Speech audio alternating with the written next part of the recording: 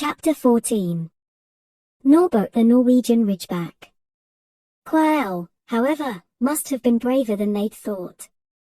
In the weeks that followed he did seem to be getting paler and thinner, but it didn't look as though he'd cracked yet. Every time they passed the third-floor corridor, Harry, Ron, and Hermione would press their cars to the door to check that Fluffy was still growling inside. Snape was sweeping about in his usual bad temper, which surely meant that the stone was still safe. Whenever Harry passed Quail these days he gave him an encouraging sort of smile, and Ron had started telling people off for laughing at Quail's stutter. Hermione, however, had more on her mind than the sorcerer's stone. She had started drawing up study schedules and color-coding all her notes. Harry and Ron wouldn't have minded, but she kept nagging them to do the same. Hermione, the exams are ages away. 10 weeks, Hermione snapped. That's not ages, that's like a second to Nicholas Flamel. But we're not 600 years old, Ron reminded her. Anyway, what are you studying for? You already know it all. What am I studying for? Are you crazy? You realize we need to pass these exams to get into the second year. They're very important. I should have started studying a month ago. I don't know what's gotten into me. Unfortunately, the teachers seem to be thinking along the same lines as Hermione. They piled so much homework on them that the Easter holidays weren't nearly as much fun as the Christmas ones. It was hard to relax with Hermione next to you reciting the 12 uses of dragon's blood or practicing wand movements. Moaning and yawning. Harry and Ron spent most of their free time in the library with her, trying to get through all their extra work. I'll never remember this. Ron burst out one afternoon, throwing down his quill and looking longingly out of the library window. It was the first really fine day they had in months. The sky was a clear, forget-me-not blue, and there was a feeling in the air of summer coming. Harry, who was looking up Dittany in 1000 Magical Herbs and Fungi, didn't look up until he heard Ron say, "Hagrid. What are you doing in the library?" Hagrid shuffled into view, hiding something behind his back. He looked very out of place in his moleskin overcoat. "Just looking," he said, in a shifty voice that got their interest at once. "And what are you lot up to?" He looked suddenly suspicious. "You're not still looking for Nicholas Flamel, are ya?" "Oh, we found out who he is ages ago," said Ron impressively. "And we know what that dog's guarding, it's a sorcerer's stew." "Shush!" Hagrid looked around quickly to see if anyone was listening. "Don't go shouting about it, what's the matter with ya?" "There are a few things we wanted to ask you, as a matter of fact," said Harry, "about what's guarding the stone apart from Fluffy." "SHHHH, said Hagrid again. "Listen, come and see me later, I'm not promising I'll tell ya anything, mind, but don't go rabbiting about it in here, students aren't supposed to know. They'll think I've told ya." "See you later then," said Harry. Hagrid shuffled off. "What was he hiding behind his back?" said Hermione thoughtfully. "Do you think it had anything to do with the stone?" "I'm going to see what section he was in," said Ron, who'd had enough of working. He came back a minute later with a pile of books in his arms and slammed them down on the table. "Dragons," he whispered. Hagrid was looking up stuff about dragons. "Look at these, Dragon Species of Great Britain and Ireland, from Egg to Inferno. A Dragon Keeper's Guide. Hagrid's always wanted a dragon, he told me so the first time ever met him," said Harry. "But it's against our laws," said Ron. "Dragon breeding was outlawed by the Warlocks Convention of 1709, everyone knows that. It's hard to stop muggles from noticing us if we're keeping dragons in the back garden. Anyway, you can't tame dragons, it's dangerous. You should see the burns Charlie's got off wild ones in Romania." "But there aren't wild dragons in Britain," said Harry. "Of course there are," said Ron. "Common Welsh Green and Hebridean Blacks. The Ministry of Magic has a job hushing them up, I can tell you." Our kind have to keep putting spells on muggles who've spotted them to make them forget. So what on earth's Hagrid up to? Said Hermione. When they knocked on the door of the gamekeeper's hut an hour later, they were surprised to see that all the curtains were closed. Hagrid called "Who is it?" before he let them in, and then shut the door quickly behind them. It was stifling hot inside. Even though it was such a warm day, there was a blazing fire in the grate. Hagrid made them tea and offered them stoat sandwiches, which they refused. So, yeah, wanted to ask me something? Yes, said Harry. There was no point beating around the bush. We were wondering if you could tell us what's guarding the sorcerer's stone apart from Fluffy. Hagrid frowned at him. Oh, course I can't, he said. Number 1, I don't know myself. Number 2, yeah, know too much already, so I wouldn't tell yeah if I could. That stone's here for a good reason. It was almost stolen out of Gringotts. I suppose Yevi worked that out and all. Beats me how ye even know or boo Fluffy. Oh, come on, Hagrid, you might not want to tell us, but you do know. You know everything that goes on round here, said Hermione in a warm, flattering voice. Hagrid's beard twitched and they could tell he was smiling. We only wondered who had done the guarding, really. Hermione went on. We wondered who Dumbledore had trusted enough to help him, apart from you. Hagrid's chest swelled at these last words. Harry and Ron beamed at Hermione. Well, I don't suppose it could hurt to tell ye that. Let's see, he borrowed Fluffy from me, then some o' the teachers did enchantments. Professor Sprout, Professor Flitwick, Professor McGonagall, he ticked them off on his fingers. Professor Quirrell and Dumbledore himself did something, o' course.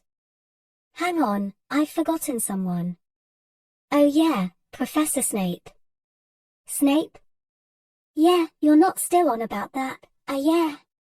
Look, Snape helped protect the stone, he's not about to steal it. Harry knew Ron and Hermione were thinking the same as he was. If Snape had been in on protecting the stone, it must have been easy to find out how the other teachers had guarded it. He probably knew everything except, it seemed, Quirrell's spell and how to get past Fluffy. You're the only one who knows how to get past Fluffy, aren't you, Hagrid? Said Harry anxiously. And you wouldn't tell anyone, would you? Not even one of the teachers? Not a soul knows except me and Dumbledore, said Hagrid proudly. Well, that's something. Harry muttered to the others. Hagrid, can we have a window open? I'm boiling. Can't, Harry, sorry, said Hagrid. Harry noticed him glance at the fire. Harry looked at it, too. Hagrid, what's that? But he already knew what it was. In the very heart of the fire, underneath the kettle, was a huge, black egg. Ah, said Hagrid, fiddling nervously with his beard.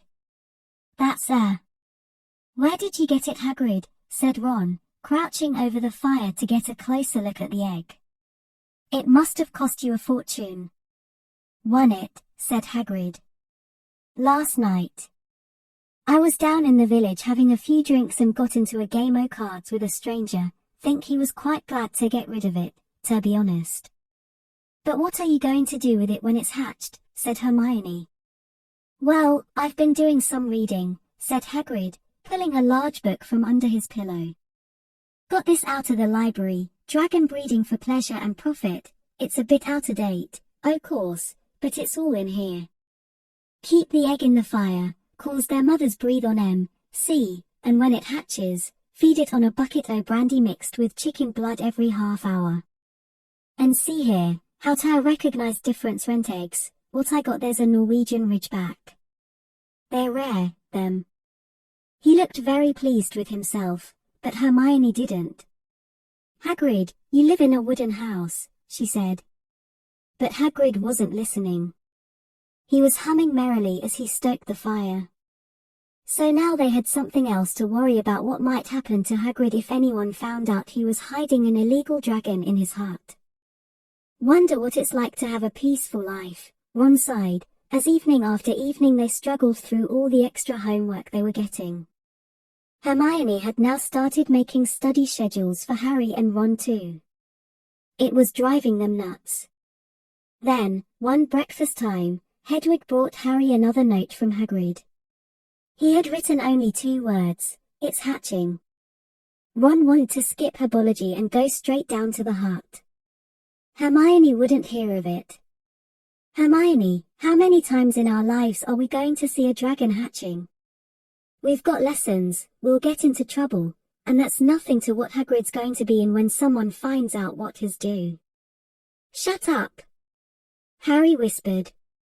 Malfoy was only a few feet away and he had stopped dead to listen.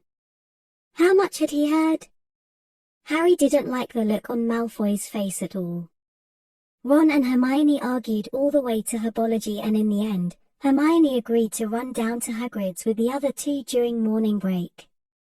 When the bell sounded from the castle at the end of their lesson, the 3 of them dropped their trowels at once and hurried through the grounds to the edge of the forest. Hagrid greeted them, looking flushed and excited. "It's nearly out." He ushered them inside. The egg was lying on the table. There were deep cracks in it. Something was moving inside, a funny clicking noise was coming from it. They all drew their chairs up to the table and watched with bated breath. All at once there was a scraping noise and the egg split open. The baby dragon flopped onto the table. It wasn't exactly pretty. Harry thought it looked like a crumpled, black umbrella. Its spiny wings were huge compared to its skinny jet body. It had a long snout with wide nostrils, the stubs of horns and bulging, orange eyes. It sneezed. A couple of sparks flew out of its snout. "Isn't he beautiful?" Hagrid murmured. He reached out a hand to stroke the dragon's head. It snapped at his fingers, showing pointed fangs. "Bless him, look, he knows his mommy," said Hagrid. "Hagrid," said Hermione, "how fast do Norwegian ridgebacks grow, exactly?" Hagrid was about to answer when the color suddenly drained from his face. He leapt to his feet and ran to the window. "What's the matter?" Someone was looking through the gap in the curtains. "It's a kid, he's running back up to the school." Harry bolted to the door and looked out. Even at a distance there was no mistaking him. Malfoy had seen the dragon. Something about the smile lurking on Malfoy's face during the next week made Harry, Ron, and Hermione very nervous. They spent most of their free time in Hagrid's darkened hut, trying to reason with him. "Just let him go," Harry urged. "Set him free." "I can't," said Hagrid. "He's too little. He'd die." They looked at the dragon. It had grown 3 times in length in just a week. Smoke kept furling out of its nostrils. Hagrid hadn't been doing his gamekeeping duties because the dragon was keeping him so busy. There were empty brandy bottles and chicken feathers all over the floor. "I've decided to call him Norbert," said Hagrid, looking at the dragon with misty eyes. "He really knows me now, watch." "Norbert! Norbert! Where's Mommy?" "He's lost his marbles," Ron muttered in Harry's ear. "Hagrid," said Harry loudly, "give it 2 weeks and Norbert's going to be as long as your house." Malfoy could go to Dumbledore at any moment. Hagrid bit his lip.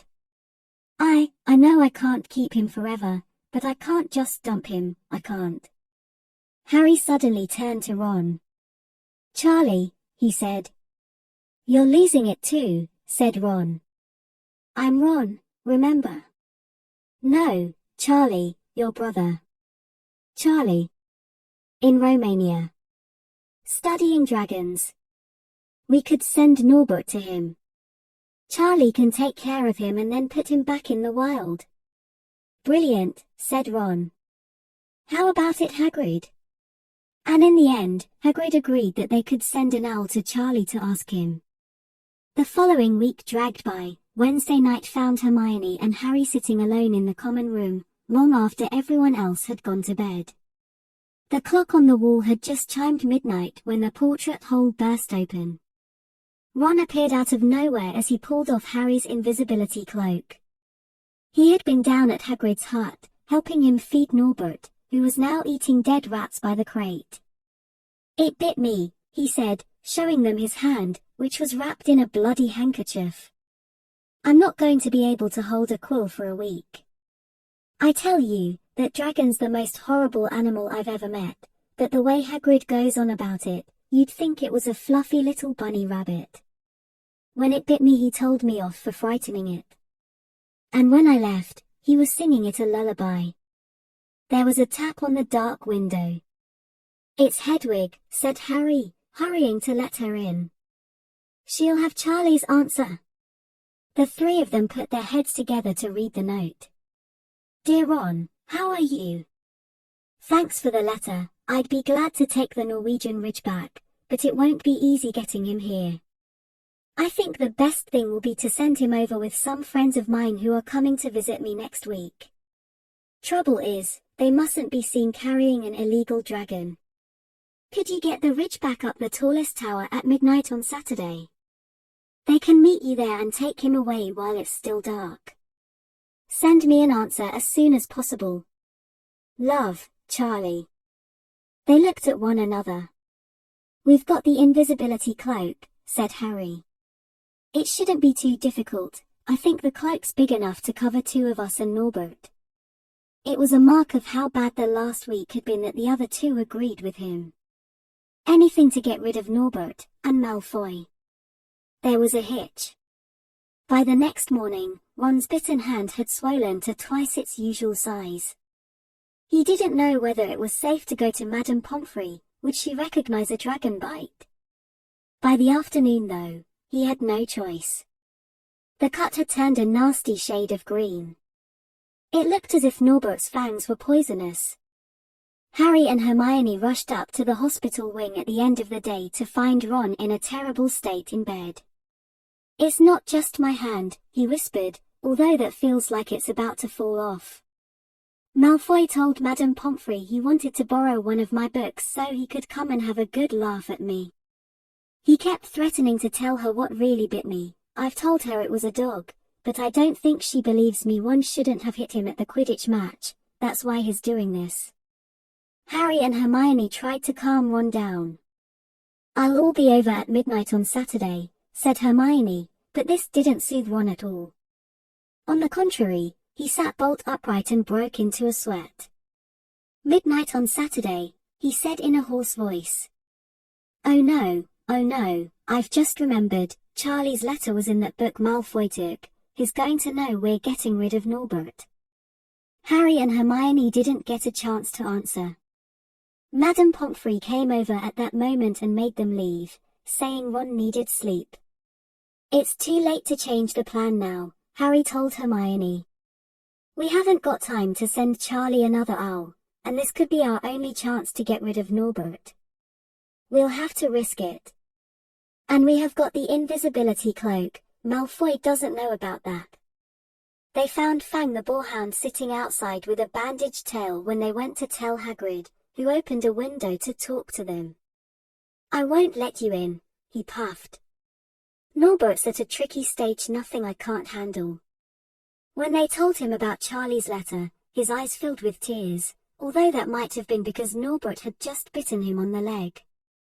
"Ah. It's all right, he only got my boot, just playing, he's only a baby, after all." The baby banged its tail on the wall, making the windows rattle.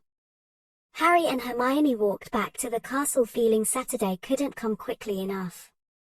They would have felt sorry for Hagrid when the time came for him to say goodbye to Norbert if they hadn't been so worried about what they had to do. It was a very dark, cloudy night, and they were a bit late arriving at Hagrid's hut because they'd had to wait for Peeves to get out of their way in the entrance hall, where he'd been playing tennis against the wall. Hagrid had Norbert packed and ready in a large crate. "He's got lots o' rats and some brandy for the journey," said Hagrid in a muffled voice. "And I've packed his teddy bear in case he gets lonely." From inside the crate came ripping noises that sounded to Harry as though the teddy was having his head torn off. Bye-bye, Norbert. Hagrid sobbed, as Harry and Hermione covered the crate with the invisibility cloak and stepped underneath it themselves. Mommy will never forget you. How they managed to get the crate back up to the castle, they never knew. Midnight ticked nearer as they heaved Norbert up the marble staircase in the entrance hall and along the dark corridors. Up another staircase, then another. Even one of Harry's shortcuts didn't make the work much easier. Nearly there.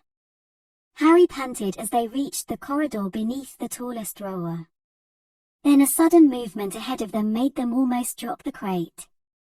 Forgetting that they were already invisible, they shrank into the shadows, staring at the dark outlines of two people grappling with each other 10 feet away. A lamp flared. Professor McGonagall, in a tartan bathrobe and a hairnet, had Malfoy by the car. "Detention," she shouted. "And 20 points from Slytherin. Wandering around in the middle of the night, how dare you? You don't understand, Professor. Harry Potter's coming, he's got a dragon." "What utter rubbish! How dare you tell such lies? Come on. Shall see Professor Snape about you, Malfoy." The steep spiral staircase up to the top of the tower seemed the easiest thing in the world after that. Not until they'd stepped out into the cold night air did they throw off the cloak, glad to be able to breathe properly again. Hermione did a sort of jig. "Malfoy's got detention. I could sing." "Don't," Harry advised her. Chuckling about Malfoy, they waited, Norbert thrashing about in his crate. About 10 minutes later, 4 broomsticks came swooping down out of the darkness. Charlie's friends were a cheery lot. They showed Harry and Hermione the harness they'd rigged up, so they could suspend Norbert between them.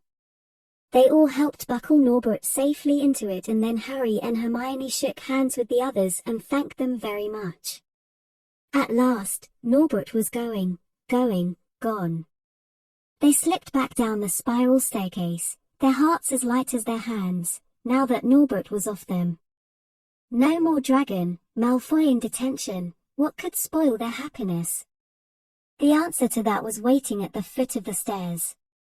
As they stepped into the corridor, Filch's face loomed suddenly out of the darkness.